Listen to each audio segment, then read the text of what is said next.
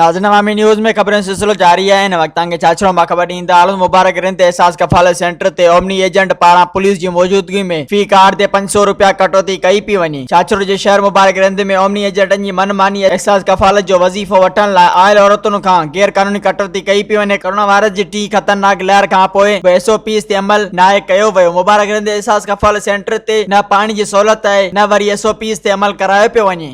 जी नाज़रीन, मां इन वक्त मौजूद आहियां तालका छाछरो जे मेन शहर मुबारक में। हिते एहसास बेनज़ीर जेके इनकम सपोर्ट जा जेके हिते पैसा मिली रहिया आहिनि, इन्हनि पैसनि बाबति तव्हांखे ॿुधाईंदो वञां त हिते औरतुनि खे 11,500 रुपया मिली रहिया आहिनि ऐं पर्ची ते 12,000 लिखी ऐं हीअ ओमनीअर आहे पुलिस जी जेको आहे सो मिली भगत सबबु पुलिस मथियां बीठी आहे। उन खां पोइ बि हिते जेके आहिनि 11,500 मिली रहिया आहिनि ऐं पर्ची ते जेके आहिनि 12,000 रुपया लिखी रहिया आहिनि ऐं हिते पुलिस जेको आहे को एक्शन न वठी रही आहे। ऐं उन खां अलावा हिते जेकॾहिं ॻाल्हि कयूं त पाणी जी हिते का बि सहूलियत न आहे। हेतिरियूं औरतूं आयूं आहिनि, हिननि जे लाइ पाणी जी का बि सहूलियत न आहे ऐं हर कारड ते जेके आहिनि 500 रुपया कटिया पिया वञनि। जी मज़ीद खबरों और तफसीलात के लिए विजिट करें हमारी वेबसाइट www.awamiNewsHD.com।